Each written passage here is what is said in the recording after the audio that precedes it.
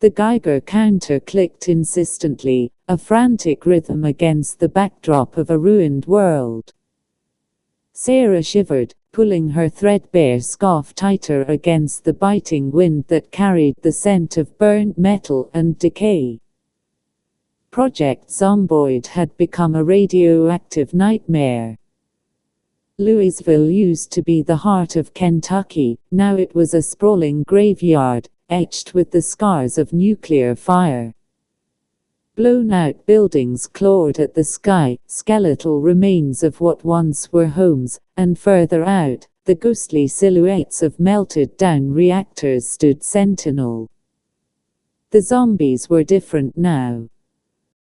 No longer carriers of a simple infection, they were radioactive conduits, their proximity a slow burn of cellular damage. They didn't bite to turn you, they simply existed around you, their corrupted essence seeping into your being until you, too, became one of them. Even death was no escape, their corpses remained potent, radiating the same insidious poison. Sarah, armed with a rusty crowbar, and the grim determination born of desperation, navigated the debris-strewn streets. Her goal, find a haven, solidify it against the horrors outside, and carve out a semblance of life in this irradiated wasteland. She'd been scavenging for days, her supplies dwindling. Her only companions were the relentless click of the Geiger counter, and the chilling awareness that every breath she took was a gamble. She clutched the worn map she'd found in a pre-war gas station, its markings faded but still legible. According to it, a relatively intact house stood on the outskirts of town, near a forgotten creek. It was her best bet.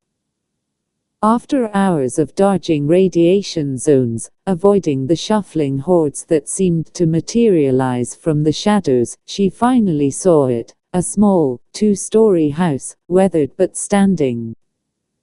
The windows were intact, the roof seemed solid, and a small, overgrown garden hinted at the life it once held.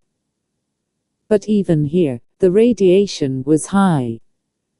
Sarah sighed, pulling her gas mask tighter. Her first task was clear: make this place a fortress, both against zombies and radiation. The next few days were a brutal cycle of scavenging and construction. Using her crowbar and scavenged tools, she reinforced the windows with metal sheets, painstakingly welded together from scrap. She patched up the roof and walls, using radiation-resistant panels she'd pried off a wrecked military truck. The Geiger counter was her constant guide, pinpointing hotspots she needed to address. She also dug a deep pit in the backyard, a macabre necessity for dealing with the radioactive corpses that seemed to gravitate toward her sanctuary. Throwing them in and covering them with layers of dirt and concrete was the only way to neutralize their lingering threat. After a week of relentless work, the house felt slightly safer. It wasn't perfect, but it was a start. Now came the next challenges: food, water, and power. The garden was her first priority. She carefully tilled the soil, using the few non-irradiated seeds she'd found in a prepper's stash.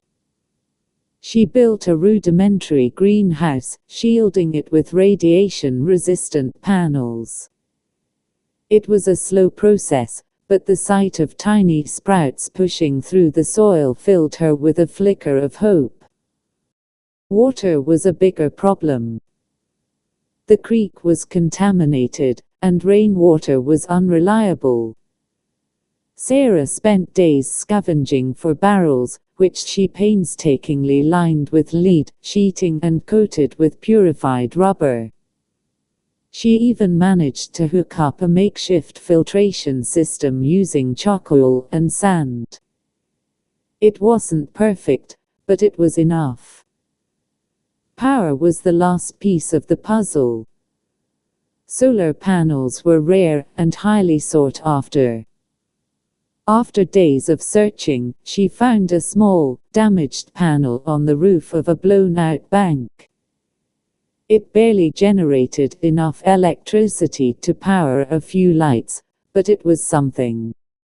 One evening, exhausted but satisfied, Sarah sat on her makeshift porch, watching the sunset paint the radioactive sky in hues of orange and purple. The Geiger counter still clicked, but its rhythm felt less frantic, more like a gentle hum. Suddenly, a whimper broke the silence. Sarah tensed, reaching for her crowbar. Emerging from the shadows, a small, emaciated dog limped into the light. Its ribs were visible beneath its matted fur, and its eyes were filled with a desperate plea. Sarah hesitated. Bringing an animal into this world was a risk. But looking into those pleading eyes, she couldn't turn away. She crouched down, offering the dog a piece of the meager meat she had.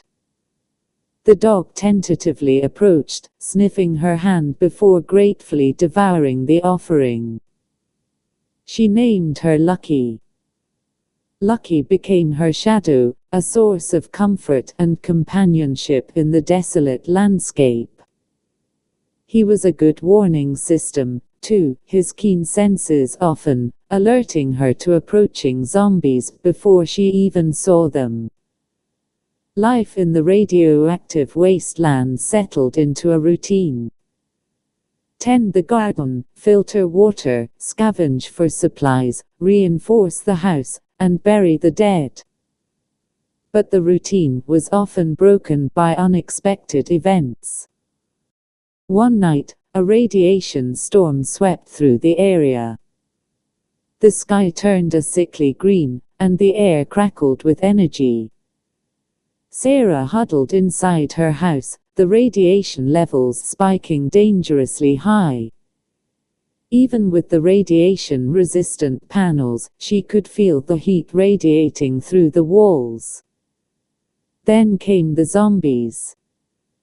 Drawn by the storm, a massive horde descended upon her house. They pounded on the walls and windows, their groans a chorus of death. Sarah, with Lucky barking at her side, fought them off with her crowbar, adrenaline pumping through her veins. The onslaught lasted for hours, but eventually, the storm subsided, and the zombies dispersed. Sarah emerged from her house, exhausted and battered, but alive. The house was damaged, but it still stood. Another time, she encountered a behemoth of a zombie, a grotesque creature mutated by the radiation into a hulking monstrosity. It took all her cunning and skill to bring it down, luring it into a pit and burying it alive. Despite the constant threat, Sarah found moments of peace in her little sanctuary. She would sit in her garden, watching the plants grow, listening to Lucky's contented snorts, and feeling a strange sense of gratitude for the life she had managed to salvage. The Geiger counter still clicked, a constant reminder of the world outside. But inside her house, Sarah had built a haven, a small island of hope in a sea of radiation and death. She had proven that even in the face of annihilation, the human spirit could endure. She had found a way to not just survive, but to live, in Project Zomboid.